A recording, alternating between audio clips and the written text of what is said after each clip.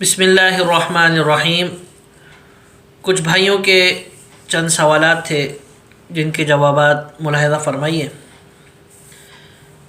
پہلے ایک بھائی نے سوال کیا ہے کہ کیا وتر کی نماز واجب ہے؟ تو یاد رکھیں بالکل وتر کی نماز واجب ہے، یعنی سنت موقدہ سے زیادہ اس کا پڑھنے کا حکم ہے۔ ایک تو ہے فرائض جیسے فجر ظہر نماز کی جو فرائض ہیں، دوسرا درجہ ہے واجب کا، تیسرا ہے سنت موقدہ کا۔ تو وتر کا جو درجہ ہے وہ واجب کا درجہ ہے، اس لیے کہ پیارے نبی صلی اللہ علیہ وسلم نے کبھی بھی اس کو نہیں چھوڑا۔ جو وتر ہے آپ صلی اللہ علیہ وسلم نے کبھی نہیں چھوڑے، حتیٰ کہ حج کے موقع پر بھی اس کو پڑھیں۔ مزدلفہ میں جو سفری نماز پڑھی جاتی ہے اس میں بھی وتر کی نماز کو پڑھا ہے۔ اور دوسری جگہ آپ صلی اللہ علیہ وسلم نے حدیث میں فرمایا ہے اوترو یعنی وتر پڑھو، وتر پڑھنے کا حکم فرمایا۔ یعنی حکم فرمانے کا مطلب یہ کہ اب یہ نماز جو ہے لازم ہے، واجب ہے، اس کو حکم وتر کا واجب کا حکم ہے۔ دوسرا سوال یہ کیا کہ پھر اگر وتر واجب ہے تو اس کی رکعتیں کتنی ہیں؟ 1 رکعت ہے یا 3 رکعت ہیں یا کتنی ہیں؟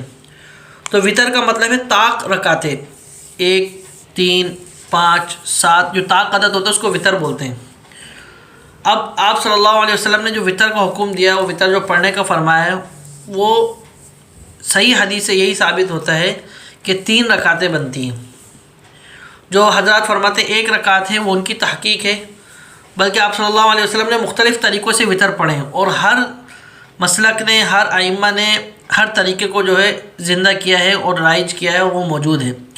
تو عند الاحناف یہی مسلک ہے، یہی طریقہ رائج ہے حدیث کی روشنی میں کہ وتر کی رکعتیں 3 رکعتیں ہیں، یعنی 2 رکعت میں دوسری رکعت میں تشہد میں بیٹھنا ہے، تیسری رکعت کی نہیں اٹھنا ہے، جس طریقے سے مغرب کی نماز پڑھتے ہیں۔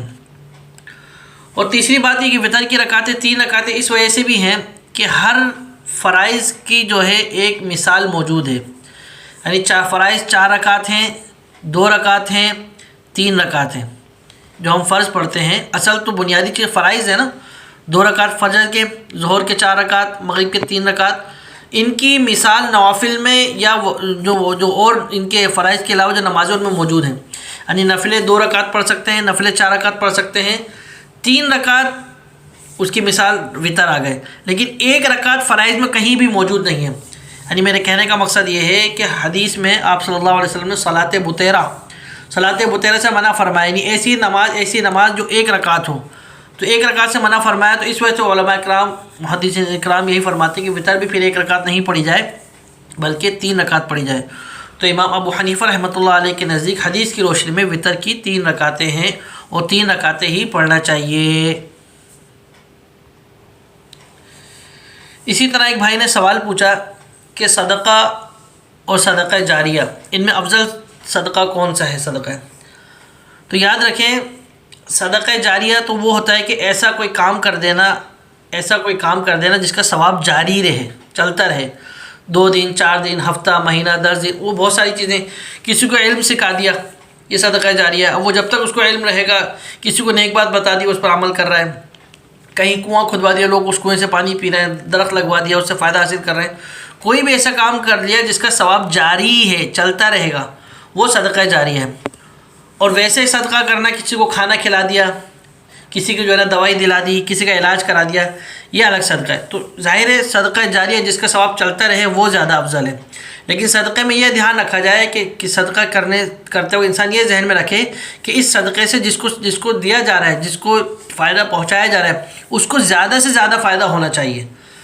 یعنی نظر میں اپنا فائدہ یا اپنے آسانی نہیں رکھنی چاہیے صدقہ کرنے والے کی، بلکہ جس کو صدقہ دے رہے ہیں اس کا زیادہ فائدہ ذہن میں رکھنا چاہیے، اس کا زیادہ فائدے کو سمجھنا چاہیے۔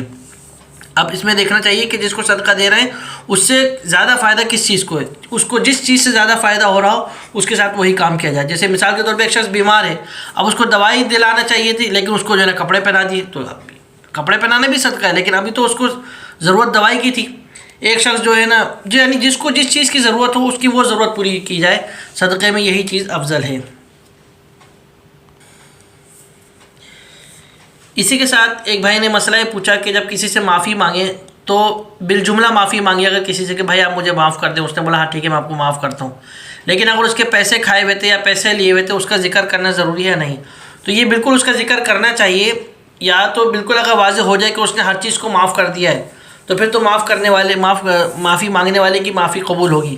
لیکن اس نے ویسی ایک جو ہے نا بھائی آپ مجھے معاف کر دیں، اس نے بولا ٹھیک ہے مجھے نے معاف کر دیا، وہ یہ ذہن میں سمجھے کہ میں نے اس کے جو پیسے کھائے ہوئے تھے یا میں نے جو اس کے چیز کا نقصان پہنچایا ہوا تھا وہ پورا ہو گیا. نہیں، وہ نقصان کو پورا کرنا پڑے گا، وہ معاملات کو پورا کرنا پڑے گا، یا وہ اس معاملات کو واضح طور پر اسے کہنا پڑے گا کہ بھائی آپ کا جو میں نے اگر نقصان کیا ہو یا آپ کا جو بھی پیسہ میری طرف آتا ہو آپ اس کو بھی معاف کر دیں. وہ واضح طور پر اس کو معاف کر دیں تو پھر وہ معافی قبول ہوگی. ایسے نہیں کہ ویسے کسی سے کہہ دے کہ بھائی آپ مجھے معاف کر دیں، اس نے بولا ٹھیک ہے میں نے آپ کو معاف کیا، اب اس کا جو بھی پیسہ کھایا ہوا تھا یا جو بھی اس کو نقصان پہنچایا تھا وہ بھی معاف ہو جائے گا. ایسے نہیں ہوگا، بلکہ اس کے لیے واضح طور پر اس سے معافی مانگنا پڑے گی یا اس کے نقصان کو بھرنا پڑے گا. یہی معافی کا طریقہ ہے. لہٰذا اللہ پاک ہمیں ان باتوں کو سمجھنے اور ان پر عمل کرنے کی توفیق عطا فرمائے. وآخر دعوانا الحمد للہ رب العالمین.